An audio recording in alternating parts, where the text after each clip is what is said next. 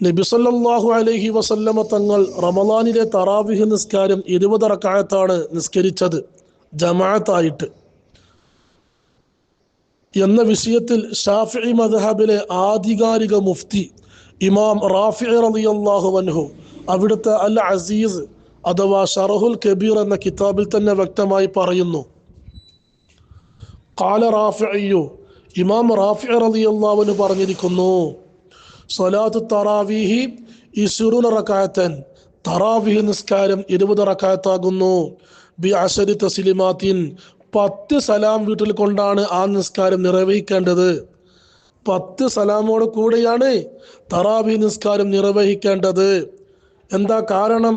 വബിഹി ഖാല അബൂ ഹനീഫത വ അഹ്മദു, ഇമാം അബൂ ഹനീഫ റളിയല്ലാഹു അൻഹു, ഇമാം അഹ്മദ് ബിൻ ഹംബൽ റളിയല്ലാഹു അൻഹു, ഈ 2 ഇമാമിങ്ങൾ പറഞ്ഞിട്ടുണ്ട് എന്നാ. എന്താണ്? ലിമാ റുവിയ, ഇവിടെ റിപ്പോർട്ട് ചെയ്യപ്പെട്ടിട്ടുണ്ട്, ഹദീസുണ്ട് ഇവിടെ. എന്താണ് ഹദീസ്?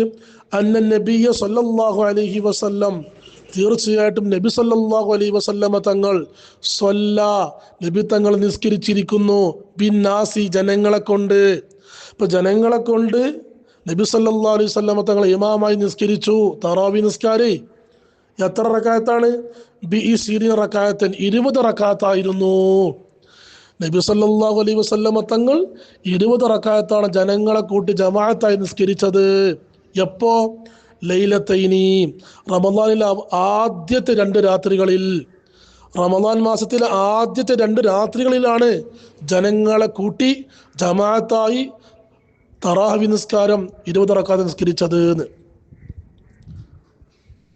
ഫലമ്മാ കാന ഫീ ലൈലത്തി സാനിയത്തി ഇജ്തമഅ അന്നാസ്, എല്ലാം മനസ്സിലാക്കണം. 3-ാമത്തെ രാത്രിയിൽ ജനങ്ങളെല്ലാവരും ഒരുമിച്ച് കൂടി മദീന പള്ളിയിൽ തറാവി നിസ്കരിക്കാൻ വേണ്ടി എല്ലാവരും ഒരുമിച്ച് കൂടിയപ്പോ ഫലം യഖ്റുജു ഇലൈഹിം, മുത്തുനബി അവരിലേക്ക് പുറപ്പെട്ടു വന്നില്ല.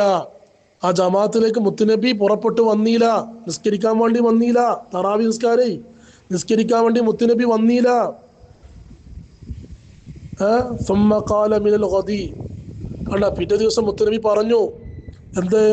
ഖശീതു അൻ തുഫറള അലൈക്കും, നിങ്ങളെ മേലെ ഈ നിസ്കാരം ഫർളാക്കപ്പെടുമോ എന്ന് ഭയപ്പെടുകയാണ് ഞാൻ ചെയ്യുന്നത് എന്നാ.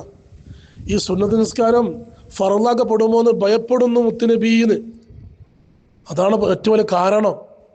അപ്പൊ മുത്തുനബി റമളാൻ മാസത്തിലെ തറാവീഹ് നിസ്കാരം 20 റക്അത്താണ് നിസ്കരിച്ചത് എന്ന് ഇമാം അഹ്മദ് ബിൻ ഹംബൽ റളിയല്ലാഹു അൻഹു, ഇമാം അബൂ ഹനീഫ റളിയല്ലാഹു അൻഹു, ഇവർ 2 പേര് പറഞ്ഞിട്ടുണ്ട്. ഇതാണ് ഏറ്റവും വലിയ തെളിവ് എന്ന് ഇമാം റാഫിഈ റളിയല്ലാഹു അൻഹു, ഷാഫിഈ മദ്ഹബിലെ ആധികാരിക മുഫ്തിയാണ്.